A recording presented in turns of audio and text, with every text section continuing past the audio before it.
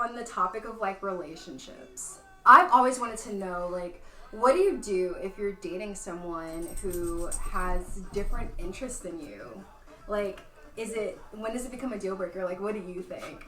Like, okay, for instance, like if someone loves to go to the movies, but the person they're dating hates movies, or like someone who like you're dating, they love to drink, but you don't drink at all.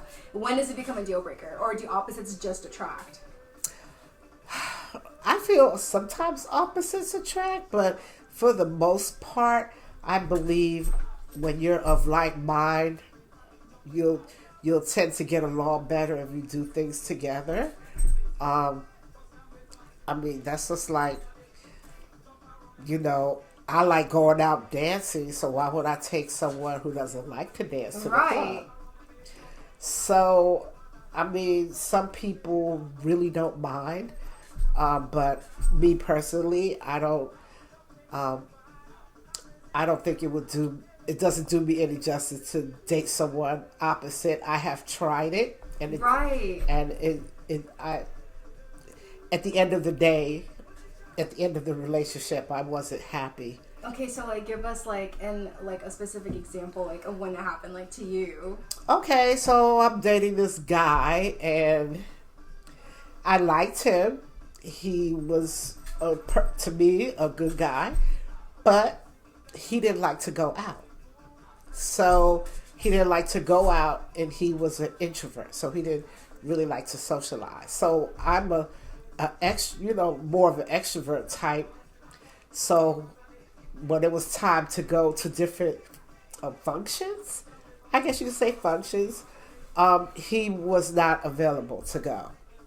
So that was a problem because he didn't like being around people.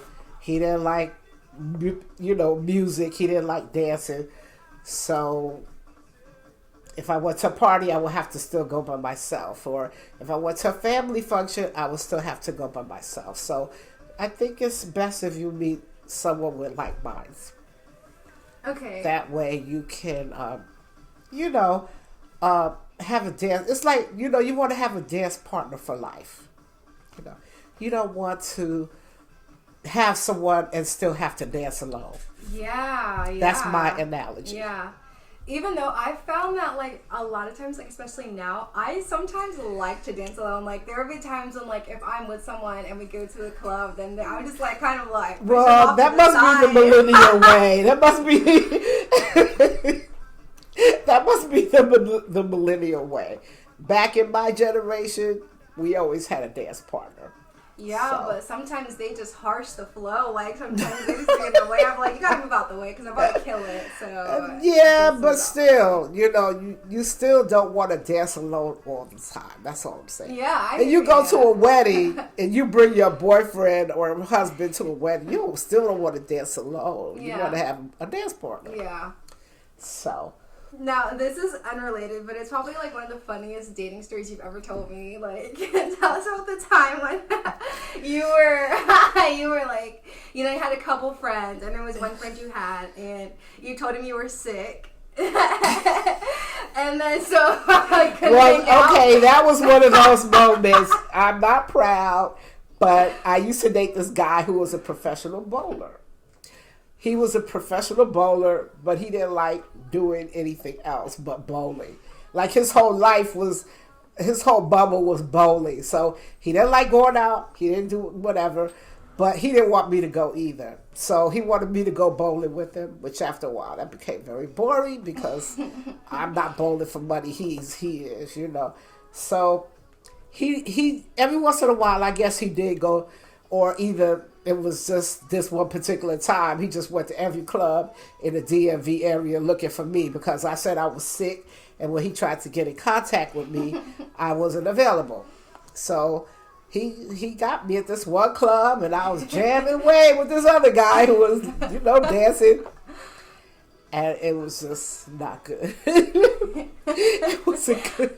wasn't a good scene because, me and this guy, we're dancing on the dance floor. I mean, you could just see the other guy's face. It was like, you lied. He was really upset.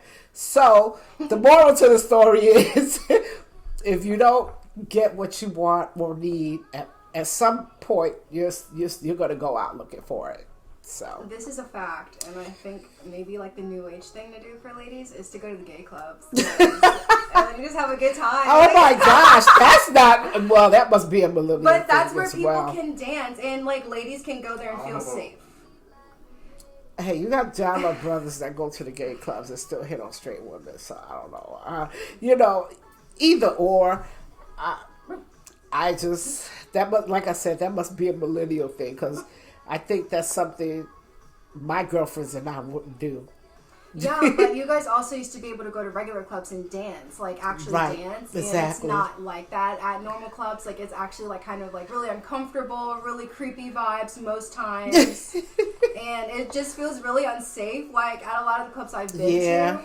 So it's like at least at the gay clubs, like everybody's there to just dance and to not really bother anybody. You're right. And I've been to a few gay clubs myself, and you get there and you dance, but after a while you just get tired of dancing by yourself, or dancing with other women. You're right. It just doesn't, depending on who you are as a person, it just doesn't do anything. You know what? I could believe that, because I usually go with groups of dancers, so we'd be having like whole dance battles, and then people be there, and then they make up their own line dances, so it's a lot of dancing. That's funny. Going So on. I guess that could be fun for the dancers. Yeah.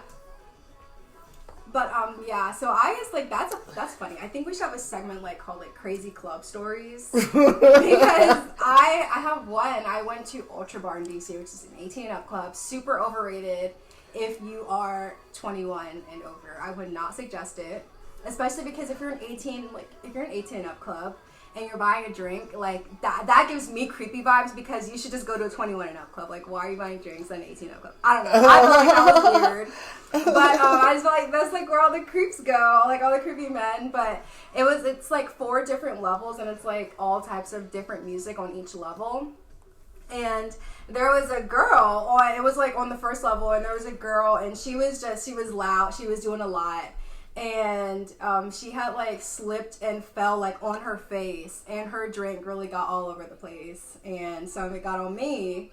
And at that point I was ready to go, but I went with a group of guys. And ladies, I would not suggest going to the club with a group of guys who are your friends. Like, I have a lot of like guy friends, but I would not suggest it, because I was not able to like meet anybody, because I was like with like a group of guys, and they were just a hot mess. Some of them did not know how to dress for the club, so they couldn't even get in. And the other half, like, it was just a hot mess. It was not fun, but yeah, that was like my first ever club experience. And like I said, it's really overrated.